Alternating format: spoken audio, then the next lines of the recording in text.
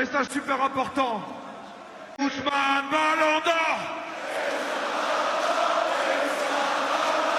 Je ne vous cache pas ma joie, hein, mon contentement quand je vois qu'Mbappé aujourd'hui n'aura pas le Ballon d'Or, quand je vois qu'il a vu et assisté au triomphe du PSG et que lui est parti l'année d'avant en disant « je ne gagnerai jamais avec le PSG ».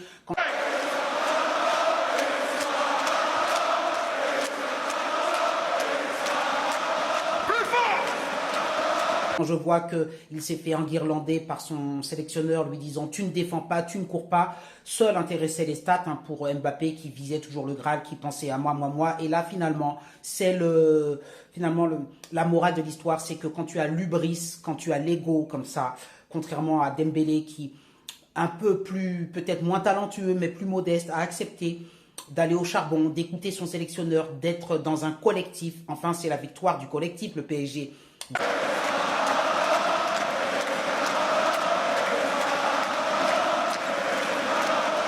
Vous entendez tous les commentateurs expliquer que cette équipe n'a jamais été aussi collective. Quand vous aviez les grands, soi-disant Neymar, qui ne courait jamais, qui faisait d'après lui, qui faisait des dribbles à n'en plus finir, qui pourrissait le jeu, puis qui se roulait par terre, et qui puis ensuite 3-4 matchs après qui était blessé, puis qui faisait des anniversaires à n'en plus finir, où il y avait de la, allez, on va dire, de la fumette, et puis des petites gonzesses qui débarquaient.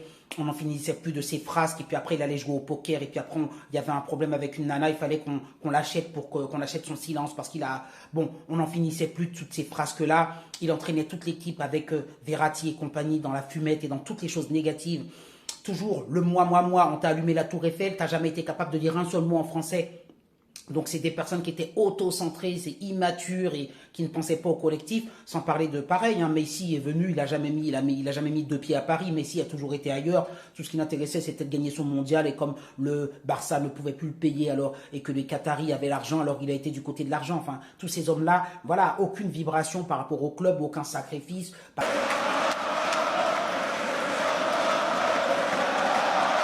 Pareil, Messi ne courait pas sur le terrain, bon, on n'avait rien à prouver, il fallait qu'on le reçoive en king, qu'on l'applaudisse, que c'était le roi.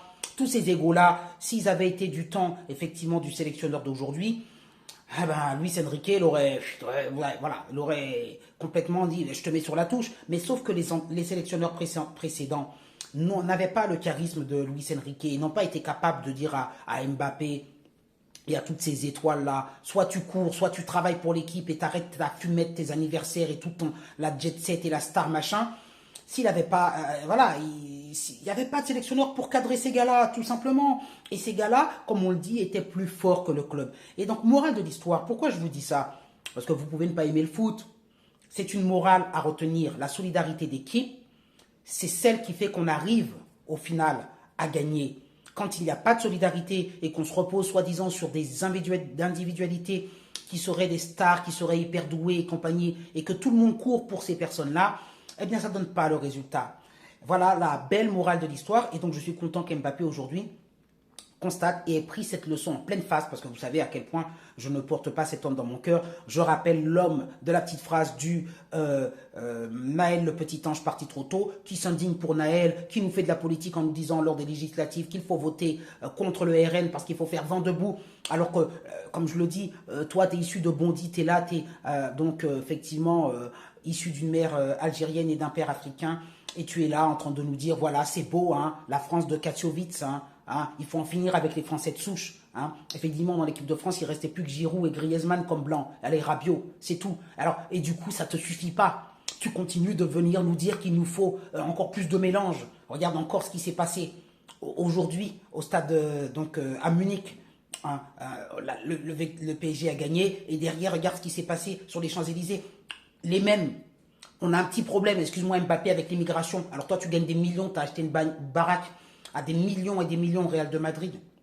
Hein, t'en as rien à faire de tout ça. Tout va bien, c'est la belle différence. C'est le beau mélange. Mais le beau mélange, il ne marche plus. Donc, pour toutes ces raisons, je déteste Mbappé, les positions politiques qu'il peut prendre, complètement irréfléchies, et son individualisme et son ego et son hubris sur le terrain. Évidemment, je ne supporte pas cet homme pour toutes ces raisons. C'est du même acabit que Omar Sy, que Lilian Thuram, mais je l'ai déjà dit. Toutes ces personnes-là qui sont ingrates et qui crachent sur la France, qui leur a tout donné. Donc aujourd'hui, Mbappé, belle leçon de vie.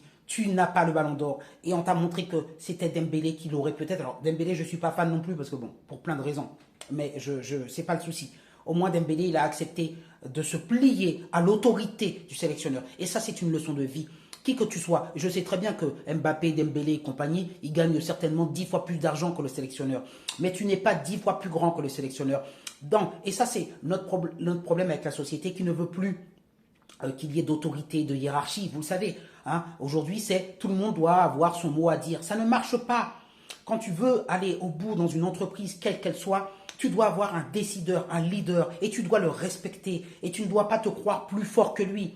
C'est ce qu'a voulu croire Mbappé, s'imposer aux autres, imposer ses règles. Rappelez-vous ce qu'a dit Enrique quand Mbappé a quitté le PSG. Ça a surpris tout le monde en conférence de presse. Il a dit « Ah, l'air est plus pur, on respire mieux. » Vous vous rendez compte la dinguerie de ce qu'a dit Enrique lorsque Mbappé est parti? Il y a eu beaucoup d'échauffourées entre eux. Ils se sont, hein, voilà, il lui a fait comprendre, je te veux pas dans mon équipe, tu es un sale type, tu ne te bats pas pour l'équipe, tu te bats pour ton ballon d'or et moi je ne veux pas de joueurs comme ça. On ne gagnera pas avec toi. 14 ans, je vous signale que les Qataris avaient le PSG. 14 ans qu'ils ont mis des millions et des milliards avec des stars à n'en plus finir. Ça a commencé par Beckham.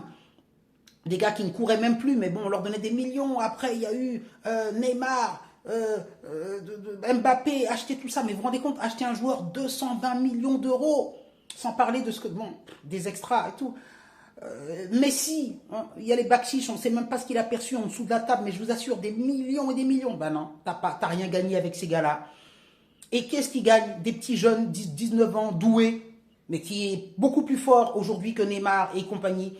Des petits jeunes comme Barcola, plein de petits jeunes de talent, mais qui ont l'esprit, qui charbonnent et qui ne regardent pas le sélectionneur de haut, mais qui regardent le sélectionneur d'en bas en admirant le sélectionneur. Il faut le respecter, il faut admirer un leader et il faut le suivre et il faut écouter. Et si on te dit tu mets tes tripes sur le terrain pour lui, tu mets tes tripes sur le terrain parce que c'est comme ça que tu peux gagner. Mais si tu te crois au-dessus de lui et que tu dis c'est moi parce que je suis une star et compagnie, eh bien l'équipe n'a plus de sens, il y a une sorte de verticalité qui ne marche plus. Et à ce moment-là, ah ben c'est la guerre de vestiaire. La personne ne moufte. Si tu avais mis même Dembélé pas titulaire et autres, Dembélé, il se tait, il ne fait pas de scandale. Parce qu'il a compris qu'au-dessus de lui, il y a une force. Aujourd'hui, quand Mbappé, tu le mets sur la touche, on va dire 2 secondes, on va dire un quart de mi-temps, oh là là, derrière, il te fait un tweet. Il te dit oui, non mais c'est inacceptable. Pareil pour Neymar. Eh bien, avec Monsieur Luis Enrique, il n'y a pas de ça. Il te met sur la touche, tu te tais. T'es pas content, tu ravales ta fierté. Et alors là, si tu fais un tweet, je peux te dire, tu joues plus jamais de l'année. Mais c'est ça l'autorité. Et c'est cette autorité qui fait que tout le monde marche au pas et que tout le monde le respecte. Si tu n'as pas ça, tu n'as pas d'équipe. Et si tu veux diriger une grande équipe, tu dois casser ses égos. Absolument. Si tu as ces égos, tu les mets au vestiaire. Et tu fais une équipe. Et tu gagnes la Ligue des Champions. Tout simplement. Belle leçon de vie, monsieur Kylian Mbappé. Et en plus, pour toi aujourd'hui, ça ne marche pas au Real, même si tu es meilleur buteur et compagnie. Tu as des problèmes dans les vestiaires. Tu n'es pas ballon d'or. Donc, attendons de voir la saison suivante. Mais aujourd'hui, la belle victoire du PSG, elle est le symbole de tellement de choses qu'on ne peut que se réjouir. Postez vos commentaires, que vous soyez fan de football ou pas. Mais extrêmement important de dire aujourd'hui que celui qui a un ego surdimensionné mène un club à sa perte. Et c'est la même chose dans les entreprises, si vous êtes salarié ou autre. Je suis sûr que vous avez déjà vécu ce genre de situation où si je puis dire, celui qui était censé être le leader naturel, votre supérieur, se voit écrasé et dominé par des personnes qui sont censées être au même niveau que vous, mais qui veulent absolument prendre plus de lumière et à ce moment-là, qui déséquilibrent tout l'ensemble. Bonne journée, les pouces en l'air comme d'habitude.